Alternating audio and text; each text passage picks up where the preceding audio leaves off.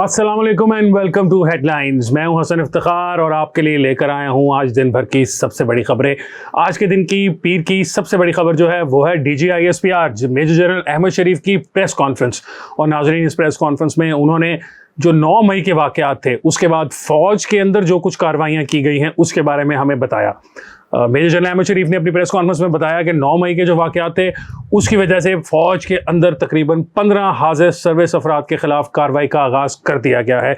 इसके अंदर major generals हैं, इसके अंदर ब्रिगेडियर्स हैं, इसके अंदर बड़े बड़े रैंक के ऑफिसर्स हैं। मैं आपको बताता हूँ कि लेफ्टिनेंट जनरल के एक रैंक के शख्स को भी नौकरी से फारिग कर दिया गया है। उनको ये कहा गया है कि उन्होंने लापरवाही और गैर जिम्मेदारी का मुजाहरा किया, अपनी पोस्ट छोड़कर चले गए और इसकी वजह से उनको नौकरी से बर्खास्त कर दिया गया। पाकिस्तान फौज की तरफ से बहुत बड़ा कारनामा है ये। अपने इदारे के अंदर सफाई करने का आगाज़ उन्होंने कर दिया है। इससे जो वो मैसेज देना चाह रहे हैं वो ये है कि हम अपने इदारे को तो क्लियर अप कर देंगे, बाकी जो सिविलियंस हैं उनके बारे में भी फौज जो है वो किसी किस्म की नरमी बरतने को तैयार नहीं है। मेजर जनरल अहमद शरीफ ने अपनी इस प्रेस कॉन्फ्रेंस के अंदर मीडिया से बात करते हुए कहा कि 102 के करीब ऐसे अफराद हैं जिनके खिलाफ मिलिट्री कोर्ट्स में मुकदमा चलाने के लिए सिफारिश की गई है और फौज जो है वो अपने इस मुतालबे से बिल्कुल पीछे नहीं हटने वाली। ये जो लोग हैं ये तमाम के तमाम तर इनके खिलाफ मिलिट्री कोर्ट्स में ही मुकदमा चलाए जाएंगे और उनको वहीं से सजाएं दी जाएंगी, क्योंकि 9 मई का जो वाक़या है इससे पहले पाकिस्तान की तारीख में, पाकिस्तान की 75-76 साल तारीख में ऐसा कभी नहीं हुआ कि फ़ौज के इदारे के ऊपर इस तरह खुलकर हमला किया गया हो।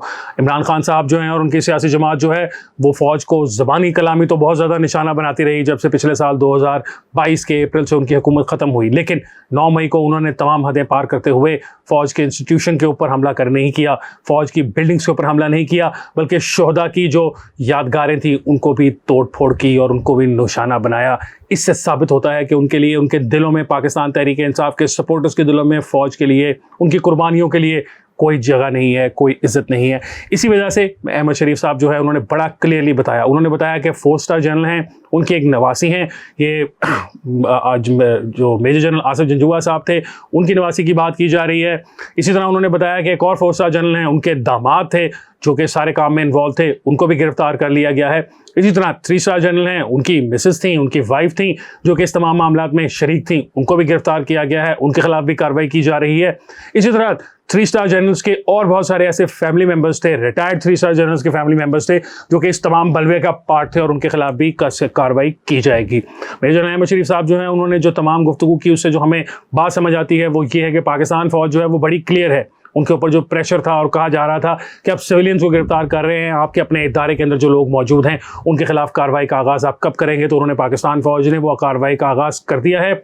ना सिर्फ रिटायर्ड अफसरान के खिलाफ कार्रवाई की जा रही है बल्कि हाजिर सर्विस फौजी अफसरान के खिलाफ भी तादीबी कार्रवाई का आगाज़ हो चुका है। 15 के करीब लोग हैं, जैसे मैंने आपको बताया। इसमें मेजर जनरल भी मौजूद है, इसमें ब्रिगेडियर्स भी हैं। ये वो लोग हैं जो फ़ौज के इदारे में बैठकर इमरान खान की सपोर्ट कर रहे थे, या उन्होंने इमरान खान की जो तमाम तर साजिश थी उसके बारे में इंफॉर्मेशन होने के बावजूद भी अपने सीनियर्स को नहीं बताया, या उन्होंने इंतहाई परले दर्जे की नेग्लिजेंस का जो था सारा कुछ किया और इस वजह से उनके खिलाफ कार्रवाई का आगाज़ कर दिया गया है। इससे पाक फ़ौज का जो ये स्टांस है कि वो 9 मई के लोगों को किसी सूरत छोड़ने को तैयार नहीं है, वो और ज़्यादा स्ट्रॉन्ग हो जाता है कि जो इदारा अपने लोगों को, अपने अंदर मौजूद लोगों के ख़िलाफ़ कार्रवाई करने पर तैयार है वो बाहर बैठे लोगों के ख़िलाफ़ कार्रवाई क्यों नहीं करेगा। अहमद शरीफ साहब ने यह भी बताया कि एक 4 स्टार रिटायर्ड जनरल हैं, उनके खिलाफ भी कार्रवाई का आगाज़ किया जाएगा। इसी तरह उन्होंने ये भी बताया कि बहुत सारे ऐसे लोग हैं जिनके खिलाफ मज़ीद कार्रवाई भी की जाएगी। रिटायर्ड फ़ौजी अफसरान, उनकी जो फैमिलीज़ हैं उनको भी किसी सूरत में नहीं छोड़ा जाएगा। अगर ये सब कुछ होगा तो इसके बाद पाकिस्तान के आने वाले दिनों में क्या हालात होंगे। अगर फ़ौज अपने लोगों को सजाएं दे रही होगी तो सिविलियंस जो हैं उनको कैसे अदालतें बचाएंगी, सुप्रीम कोर्ट जो है वो कैसे रिलीफ देगी उन लोगों को जिन लोगों ने बलवे किए, जिन लोगों ने 9 मई को जिन्ना हाउस पर हमला किया, GHQ पर हमला किया और दीगर तनसीबात को निशाना बनाने की कोशिश की। अगर फ़ौज अपने लोगों के खिलाफ कार्रवाई करने पर तैयार हो चुकी है, फ़ौज अपने इदारे के लोगों के रिश्तेदारों को गिरफ्तार कर रही है, बड़े बड़े नाम हैं। मैं आपको बता रहा हूं कि 4 स्टार जो जनरल्स होते हैं वो या तो आर्मी चीफ होते हैं, या नेवल चीफ होते हैं, या joint chief of the staff होते हैं। ये कोई लेफ्टिनेंट जनरल के रैंक के बंदे की फैमिली के खिलाफ भी कार्रवाई नहीं हो रही।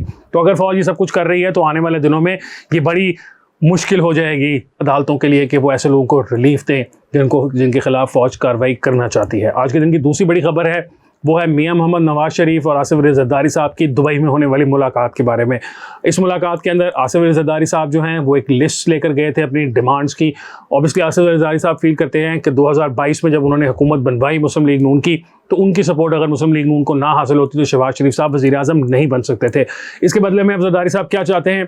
जरदारी साहब ये चाहते हैं कि आने वाले इलेक्शंस में जब कभी भी पंजाब और पूरे मुल्क में इलेक्शंस होंगे, उसके अंदर पंजाब और खैबर पख्तूनख्वा में मुस्लिम लीग नून जो है वो पीपल्स पार्टी के कैंडिडेट्स को एडजस्ट करे, उनके खिलाफ अपने उम्मीदवार ना खड़े करे। पंजाब की हद तक जहाँ तक हम बात करें तो जो उन्होंने नाम लिए हैं जहाँ वो चाहते हैं कि मुस्लिम लीग नून अपने कैंडिडेट्स ना खड़े करे बल्कि मिलकर इलेक्शन लड़ा जाए, वो है मुल्तान के अंदर गिलानी ख़ानदान के हल्के, इसी तरह नदीम अफजल चंद साहब का हल्का है, उसके बारे में भी है, इसी तरह पर राजा परवेज़ अशरफ साहब का हल्का है, उसके बारे में भी है, और इसी तरह 4-5 दीगर हल्के हैं पंजाब के अंदर जिसके अंदर पीपल्स पार्टी का ये ख्याल है कि वो हल्के जो हैं वो उनकी सीटें उनको मिलनी चाहिए। इसलिए पाकिस्तान मुस्लिम लीग नून जो है वो उनके खिलाफ उम्मीदवार ना खड़े करे। हमारी इत्तलात के मुताबिक पाकिस्तान मुस्लिम लीग नून के जो कायद हैं मियां मोहम्मद नवाज शरीफ साहब, उन्होंने तकरीबन 14 ऐसी सीटें हैं जिसके ऊपर रजामंदी का इजहार कर दिया है कि इन लोगों के खिलाफ हम तैयार हैं कि हम मुस्लिम लीग नून के कैंडिडेट्स नहीं खड़े करेंगे। उसमें ऑब्वियसली राजा परवेज़ साहब भी आते हैं, यूसुफ रज़ा गिलानी साहब भी आते हैं, नदीम अफजल चंद भी आते हैं। तो आने वाले दिनों में ये देखना होगा कि क्या वो जो जरदारी साहब हैं वो सिर्फ 14 सीटों तक ही या 15 सीटों तक ही उनकी डिमांड रहती है, या आने वाले दिनों में वो अपनी डिमांड्स को मज़ीद भी बढ़ाते हुए नजर आएंगे। इसके अलावा इसी मुलाकात के अंदर इस बात का भी फैसला करने की कोशिश की गई कि पाकिस्तान के अंदर निगरान वज़ीर आज़म कौन होगा। जरदारी साहब जो हैं उनके कैंडिडेट के बारे में तो शायद हम सब जानते हैं, गौहर एजाज उनके कैंडिडेट हैं, एप्टमा के चेयरमैन रह चुके हैं, बहुत बड़े टेक्सटाइल ओनर हैं, लाहौर के अंदर लेक सिटी के मालिक भी हैं। तो जरदारी साहब जो हैं वो चाहते हैं कि पंजाब के अंदर मोहसिन नकवी साहब को वज़ारत आला की मनसब तक पहुँचाने के अंदर जो उनका रोल था, उसी तरह का एक रोल वो गौहर एजाज को वफाक के अंदर वज़ीर आज़म बनवाने के लिए, इंटरिम वज़ीर आज़म बनवाने के लिए पूरा करें। लेकिन मामला यहाँ पर अभी इतने क्लियर नहीं है क्योंकि पाकिस्तान मुस्लिम लीग नून और स्पेशली मुस्लिम लीग नून के कायद जो है मियां मोहम्मद नवाज शरीफ साहब, वो ताहाल इस बात पर आमादा नहीं है कि गौहर एजाज साहब को बनाया जाए, तो उनके नाम के ऊपर कुछ इख्तलाफ पाया जाता है मुस्लिम लीग नून की तरफ से।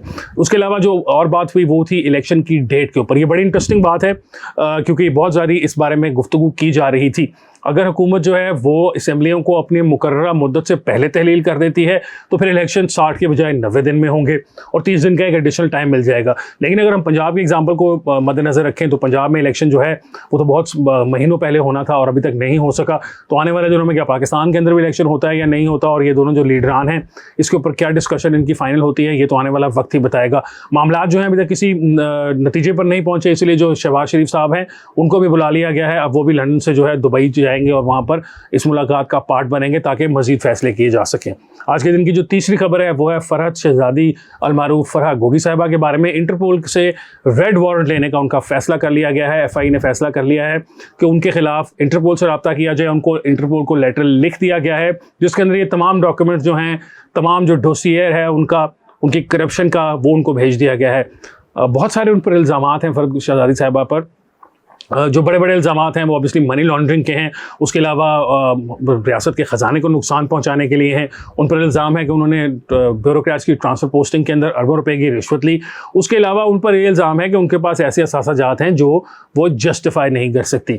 इसी तरह के असासों के अंदर जो एक दिया जा रही है एग्जाम्पल के तौर पर, वो फैसलाबाद इंडस्ट्रियल जोन के अंदर एक कई एकड़ का प्लॉट है जिसकी मार्केट वैल्यू तो 70 करोड़ या 80 करोड़ के करीब थी, लेकिन उनको वही प्लॉट जो है वो 7 करोड़ में दे दिया गया। पंजाब के अंदर पाकिस्तान तहरीक इंसाफ की हुकूमत थी, उस्मान बुज़दार साहब वज़ीर आला पंजाब के थे। तो उस्मान बुज़दार साहब ने ना सिर्फ ट्रांसफ़र पोस्टिंग करा के जो पैसे कमाने का फरहत शहजादी साहिबा का कारोबार था उसको फ़रोग़ दिया, बल्कि रियासत के ख़जाने को डायरेक्ट नुकसान भी पहुंचाया, उनको सस्ते दामों रियासती ज़मीन अलॉट करके। आने वाले दिनों में क्या होगा, क्या उनका जो रेड वारंट है उसके थ्रू इंटरपोल उनको गिरफ्तार करके पाकिस्तान ले आएगी या नहीं, या वो इसी तरह अपनी जो ज़िंदगी है दुबई और अमेरिका के दरमियान गुजारती रहेंगी, ये तो वक्त ही बताएगा। आज के प्रोग्राम के लिए इतना ही। इंशाल्लाह आपसे मुलाकात होगी कल एक और प्रोग्राम के साथ। मुझे हसन इफ्तिखार को दीजिए इजाज़त। अल्लाह हाफ़िज़।